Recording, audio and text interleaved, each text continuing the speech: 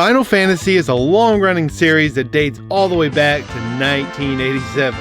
Square would develop and release Final Fantasy 1, 2, and 3 on the Famicom. Final Fantasy 1 would only be released in North America for the Nintendo Entertainment System. When they started planning for Final Fantasy 4 and 5, they originally came up with the idea to release Final Fantasy 4 for the Famicom and Final Fantasy 5 for the Super Famicom. But due to financial concerns and time constraints, the plans were changed.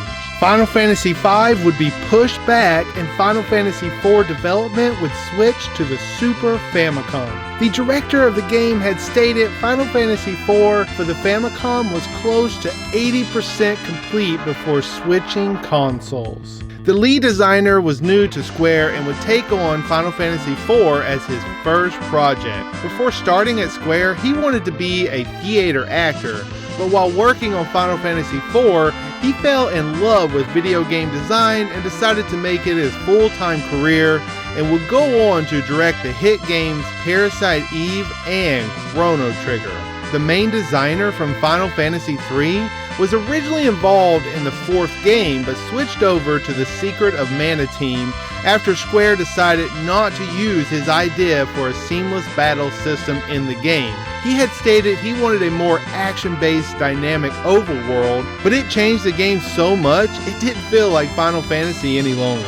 The development team for Final Fantasy IV would consist of 14 people and development would last around 1 year. The director of the game would contribute ideas for the entire story, while the active time battle system was conceived and designed by a video game designer who was inspired while watching a Formula One race and seeing each racer pass each other at different speeds.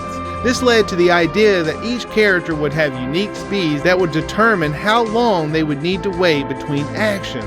For instance, if attack was the character's action, they would have to wait 6 seconds before they could select another action such as attacking, casting a spell, or using an item. It would take 3 different members of the team to develop the system that would eventually be used. The lead designer stated that Final Fantasy IV used the best parts of the previous 3 installments, such as the job system from Final Fantasy III, the story from Final Fantasy II, and the 4 elemental bosses from Final Fantasy I. The game's script had to be cut down to 1/4 of its original length due to cartridge storage limit. In order to cut down the script, only unnecessary dialogue was removed while the actual story elements remained. The director would go on to say that the reduced script helped the game's pacing, but acknowledged that parts of the story remained unclear. Along with the script, a dungeon near the end of the game was also removed due to the time and space constraint. Originally, the dungeon was supposed to have each character progress on their own. It would be added back in the Game Boy Advance version and was called Lunar Ruin. The artist for the game was able to take the characters in the game to a whole new level of detail not found in the previous Final Fantasy games. While previous characters only had 3 body parts, in Final Fantasy IV a 4th was added so each character could act out scenes. The composer for the game was a veteran to the Final Fantasy series and had worked on the first 3 games. He would say the process of composing for Final Fantasy IV was excruciating, involved a lot of trial and error, and required lots of overnight stays at the office and sleeping bags. His music would be very successful, and the track Theme of Love has been taught to Japanese school children as part of the music curriculum. The music from the game would also receive 3 album releases in Japan. If you live in North America, you don't necessarily remember Final Fantasy IV, but if you were a fan of JRPGs on the Super Nintendo, you probably played it a lot. That's because Final Fantasy IV was renamed when released in North America to Final Fantasy II. The reason is because Final Fantasy II and III were not released in North America. The game's difficulty was also lowered for the North America release due to Square worrying Western fans would find the game's complex mechanics too difficult without having played the previous 2 installments. This version would be released in Japan later entitled Final Fantasy IV Easy.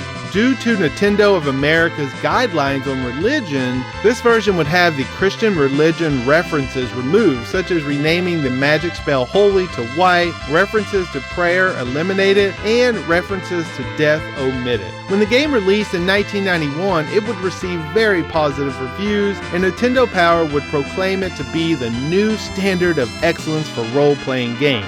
The Super Famicom version would sell around 1.4 million copies, and it has been included in many best games of all time lists. To finish us off, here are some quick facts for your enjoyment. Final Fantasy IV features a hidden room where programmers left messages directly to players while being disguised as monsters from the game. It was removed from the Super Nintendo North America release due to an item called Playboy that could be found. The room was added back in the PlayStation version with the item intact. The character Cecil is the only character in the game to be included in every single battle.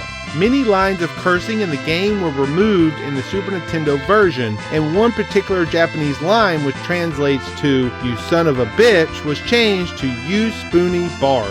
When the game was released for the PlayStation, many of the lines were added back and given more accurate translations, but "you spoony bard" was left in due to becoming iconic over the years.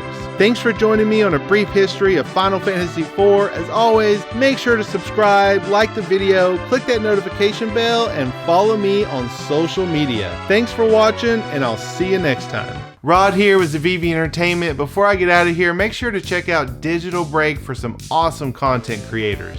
Digital Break is a 1-hour block on local TV that premiered in April.